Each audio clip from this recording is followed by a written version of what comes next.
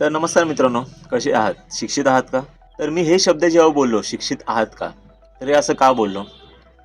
कारण की लक्षात असू द्या मित्रांनो, ह्यापुढे आपल्याला जो शिक्षित आहात का हा शब्द ऐकायला मिळणार नाहीये. कारण की का?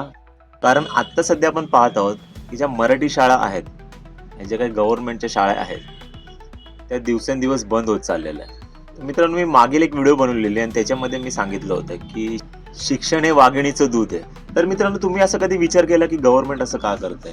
म्हणजे प्रत्येक ठिकाणी शाळा म्हणजे जास्त करून मराठी शाळा या का बंद होत चालल्यात? तर या पाठीमागचं कारण आहे म्हणजे भूखंड. तर तुम्ही पाहतच असाल जे जिल्हे असतात त्यामध्ये महानगरपालिकेच्या शाळा असतात किंवा झेडपीच्या शाळा असतात, राईट? तर मित्रांनो, अशा ज्या शाळा असतात त्या गव्हर्नमेंटद्वारे चालवल्या जातात.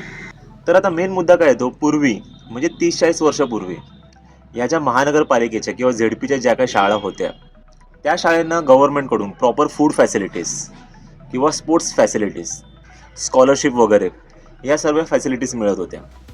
पण आता मित्रांनो काय झालेलं आहे माहिती आहे का, पैसा खूप मोठा झालेला आहे. अशा वेळेस या ज्या काही जुन्या शाळा आहेत म्हणजे गव्हर्नमेंटच्या, त्यांचा जो एरिया आहे तो काही प्रमाणात मोठा आहे. पण तो एरिया का मोठा आहे ह्याचा आपण कधी विचार केला का?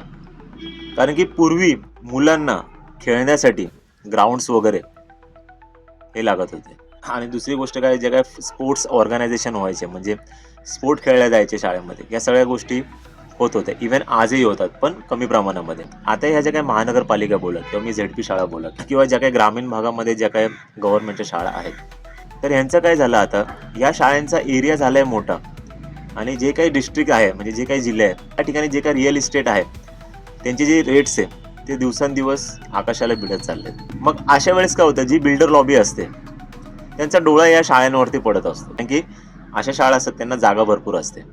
आणि पुढचं मला काय बोलायचं आहे तुम्हाला चांगलंच माहिती असेल. तर म्हणायचं तात्पर्य काय, गव्हर्नमेंट हे जे काही बोलते की ग्रामीण भागामध्ये ज्या काही शाळा असतात किंवा झेडपीच्या ज्या काही शाळा असतात किंवा महानगरपालिकेच्या शाळा असतात, तिकडे जास्तीत जास्त पॅरेंट्स लोक आजकाल म्हणजे पालक लोक आजकाल त्यांची जे मुलं आहेत त्यांना ह्या शाळेमध्ये पाठवत नाहीये गव्हर्नमेंटच्या. म्हणून आम्हाला काही ज्या शाळा आहेत त्या बंद कराव्या लागतात. तर खरंच हे कारण आहे का?